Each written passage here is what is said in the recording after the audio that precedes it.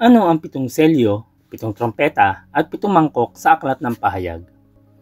Ang 7 selyo, 7 trompeta at 7 mangkok ay 3 serye ng mga paghatol mula sa Diyos sa katapusan ng panahon.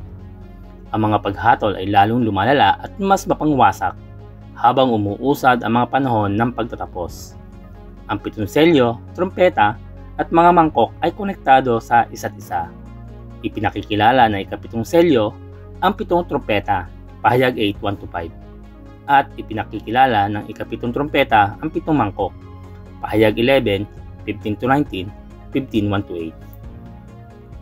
Kasama sa 7 selyo ang paglitaw ng Antikristo, pahayag 6:1-2, malaking digmaan, pahayag 6:3-4, tagutom, pahayag 6:5-6, salot, pahayag 6:7-8, at pagkamartir ng mga mananampalataya kay Kristo, pahayag 6:9-11.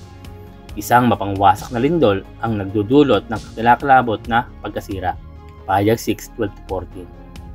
Ang mga nakaligtas sa 6 na selyo ay sumisigaw at sinabi nila sa mga bundok at sa mga bato, "Tabunan ninyo kami at ikubli ninyo kami sa mukha ng nakaupo sa trono at sa poot ng kordero, sapagkat dumating na ang kakilakilabot na araw ng pagbubuhos ng kanilang poot, at sino ang makatatagal sa harap nito?"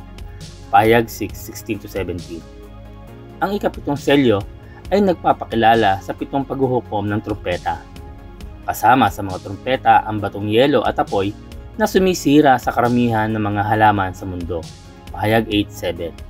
Ang pagkamatay ng karamihan ng buhay sa tubig sa mundo, pahayag 8:8-11.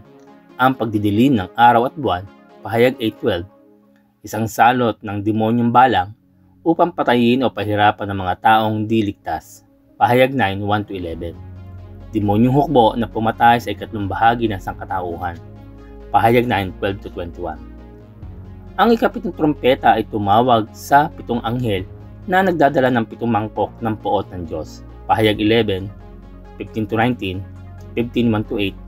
Kasama sa mga paghatol sa mangkok ang masakit na mga sugat na nagpapahirap sa sangkatauhan, pahayag 16:2. Ang pagkamatay ng bawat nabubuhay na bagay sa dagat, pahayag 16:3. Ang mga ilog ay naging dugo, pahayag 16:4-7. Ang pagtindi ng init ng araw, pahayag 16:8-9.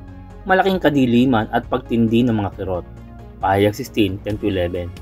Ang pagsulong ng mga hukbo ng Antikristo sa Armageddon, pahayag 16:12-14. At isa mapangwasak na lindol na sinundan ng malalaking batong yelo, pahayag 16:15-21.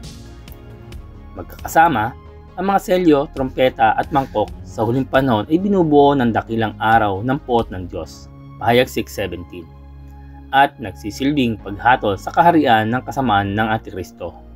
Ipinahayag ng pahayag 16:5-7 ng Diyos, "Ikaw ang matuwid na nabubuhay ngayon at noong una, ang banal, sapagkat hinatulan mo ang mga bagay na ito. Ang mga nagpadanak ng dugo ng mga hinirang ng Diyos at ng mga propeta ay binigyan mo ng dugo upang kanilang inumin. Panginoong Diyos na makapangyarihan sa lahat, talagang matuwid at tama ang mga hatol mo."